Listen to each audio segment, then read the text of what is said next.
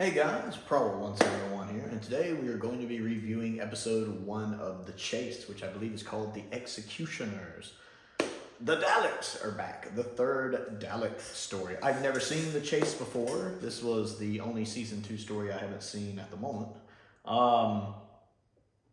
Excuse me. I hear mixed things about this one. Some people seem to like it, some people don't seem to like it. Some people seem to think Master Plan is just a better version of it. I've also never seen Master Plan. I've also heard it's a bit of a comedy. Some people even called it a parody. It seems like this is the first one, of course, where the Daleks can time travel. They have like a rudimentary time travel machine. I like that the Doctor got the thing working on that he got at the end of the Space Museum, and that him and Barbara basically found out, holy crap, the Daleks are coming after us. And it looks like the Dalek ship appeared on the right planet, but in the past, and that it's probably been sitting there derelict for a while because, well, the Daleks probably haven't quite got used to time travel yet. So they got there a little too soon. Not that the TARDIS is infallible, as we saw in the Space Museum. I enjoyed it. It was fine. It seemed like it ended really quickly. I was like, what? It's over already?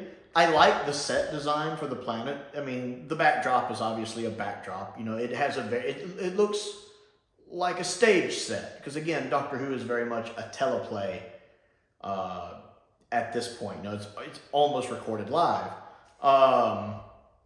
And so it looking like a stage set works.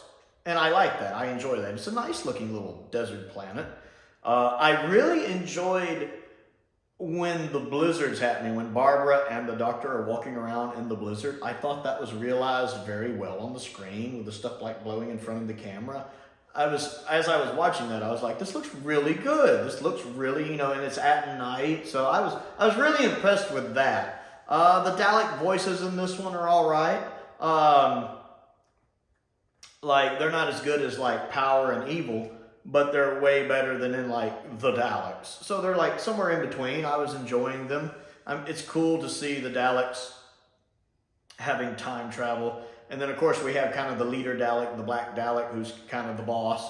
I like when we get to see like a different Dalek that's in charge. It looks a little different from the others. I enjoy seeing that. I love Vicky's spirited nature when she's kind of running around all excited. That's pretty neat.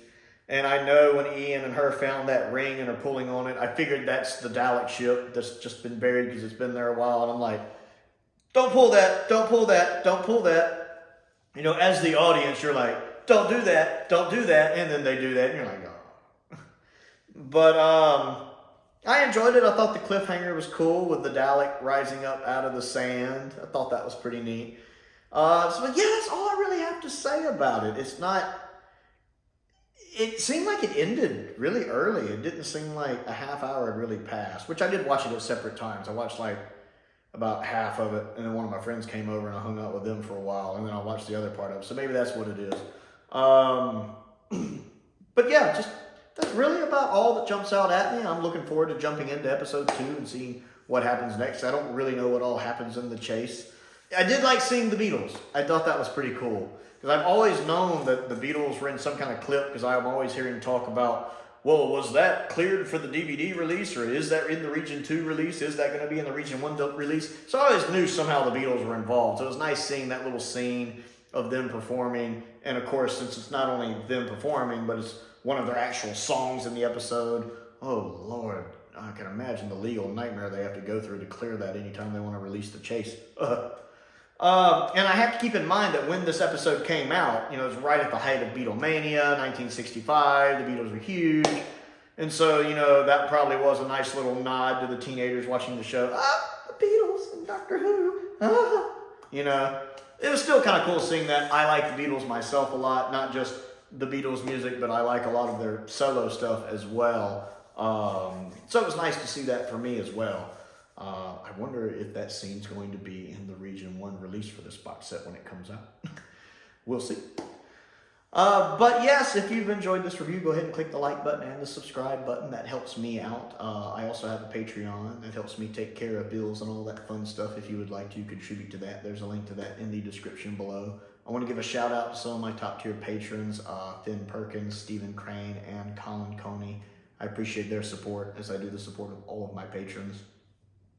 I also have a P.O. box if there's anything you would like to send me, as well as a link to my Amazon wish list down in the description below.